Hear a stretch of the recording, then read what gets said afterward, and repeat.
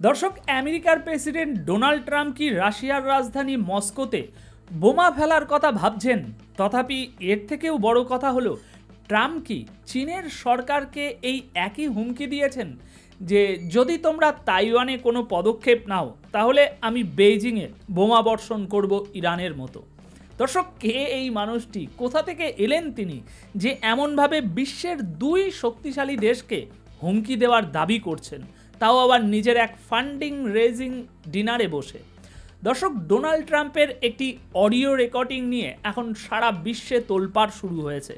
সেই রেকর্ডিংয়ে শোনা যাচ্ছে ট্রাম্প বলছেন, আমি পুতিনকে হুমকি দিয়েছিলাম, যদি ইউক্রেনে কিছু করো তাহলে মস্কোতে বোমা বর্ষণ করব। আর এখানেই শেষ নয়, তিনি একই হুমকি দিয়েছেন চীনের প্রেসিডেন্টকেও। আর এই হুমকির সময়টাও গুরুত্বপূর্ণ, কারণ এই মুহূর্তে চীন ও রাশিয়া দুজনেই ইরানের পাশে দাঁড়িয়ে আছে। গতকালই আমি আপনাদের বলেছিলাম কিভাবে তেলের বদলে চীন ইরানকে অস্ত্র দিচ্ছে। এখন খবর আছে যে রাশিয়াও এইভাবেই ইরানকে সহায়তা করতে পারে। এটা এমন একটা সময় যখন আমেরিকার প্রেসিডেন্ট ডোনাল্ড ট্রাম্প ইসরায়েলের প্রধানমন্ত্রী বেঞ্জামিন নেতানিয়াহুর সমস্ত অত্যাচারের দিকে চোখ বন্ধ করে বসে আছে। মধ্যপ্রাচ্যে প্রতিনিয়ত উত্তেজনা বাড়ছে। এমন একটা সময়ে এই অডিওটি, যেখানে ট্রাম্প দাবি করছেন তিনি রাশিয়ার প্রেসিডেন্ট এবং চীনকে এই ধরনের হুমকি দিয়েছেন। কিন্তু দর্শক জানেন এই কথাগুলো কি প্রমাণ করে? এই কথাগুলো এটা প্রমাণ করে যে যে মানুষটি বলা হয় পৃথিবীর সবচেয়ে শক্তিধর ব্যক্তি, তার মানসিক অবস্থা কতটা অস্থির। আগামীকাল কি করবে কেউ জানে না। ইংরাজিতে একটা শব্দ আছে, আনপ্রেডিক্টেবল, মানে হলো যার আচরণ আগে থেকে বোঝা যায় না। ডোনাল্ড ট্রাম্প ঠিক এমন একজন মানুষ, আর এটাই তাকে আরও বেশি বিপজ্জনক করে তোলে।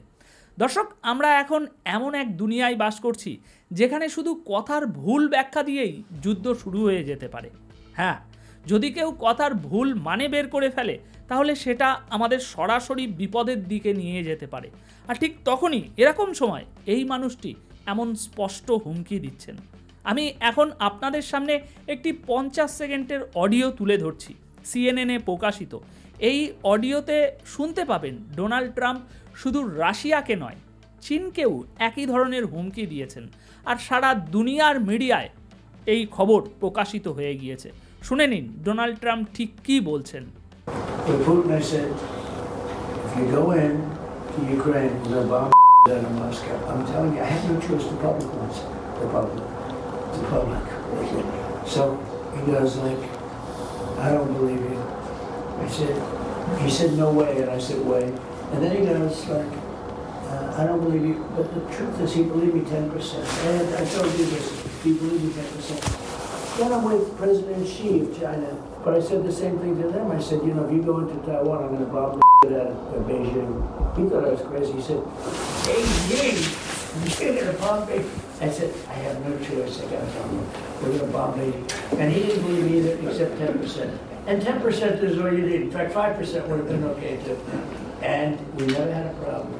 We would have never had a problem. The Trump campaign declined to comment on the content. দর্শক, খবরটা কি? লিক হওয়া এই অডিওটি, সেখানে শোনা যাচ্ছে একটি বন্ধ ঘরের ফান্ড রেজারের অনুষ্ঠানে ট্রাম্প তার দাতাদের কাছে পুতিনের সঙ্গে তার কথোপকথনের গল্প শোনাচ্ছেন।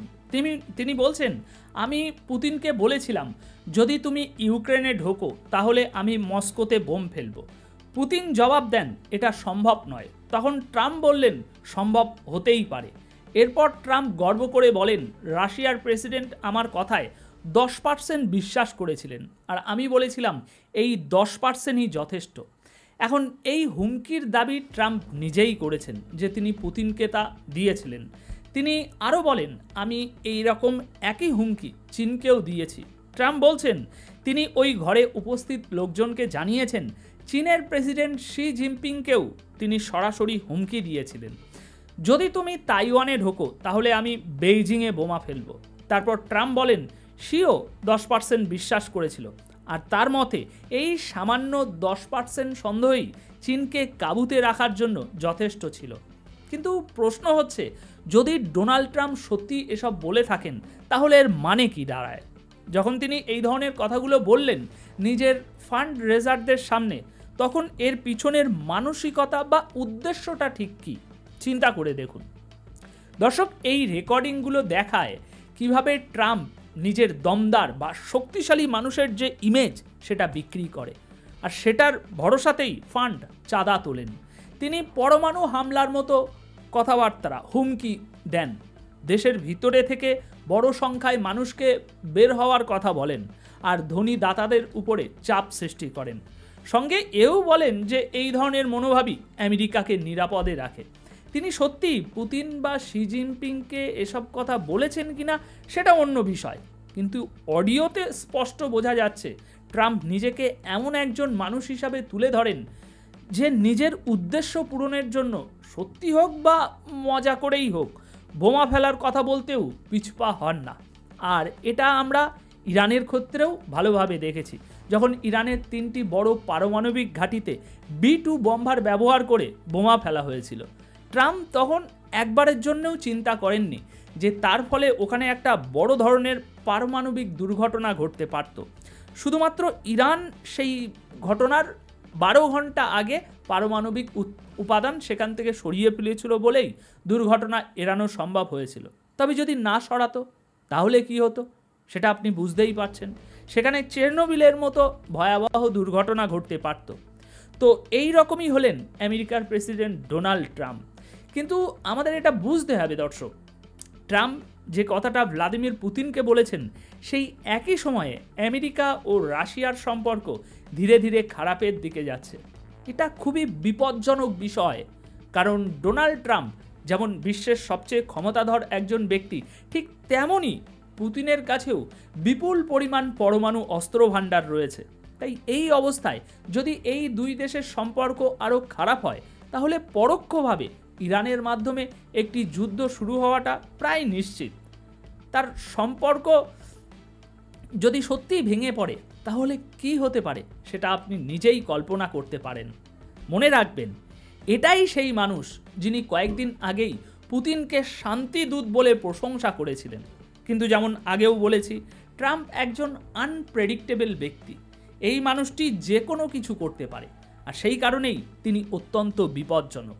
এবং আমাদের এই বিপদের গুরুত্বটা ভালো করে বুঝতে হবে, বিশেষ করে এখন যখন আমেরিকার সঙ্গে রাশিয়ার সম্পর্ক ক্রমশই খারাপ হচ্ছে। তো দর্শক, এ বিষয়ে আপনাদের মতামত কি কমেন্ট বক্সে অবশ্যই জানিয়ে যাবেন। ট্রাম্প শি জিনপিং ও পুতিনকে এরকম থ্রেট দেওয়ার মাধ্যমে কি মেসেজ দিতে চাইছে? আপনাদের মতামত কমেন্ট বক্সে আজ অবশ্যই জানাতে ভুলবেন না। ধন্যবাদ আপনাদের সকলকে।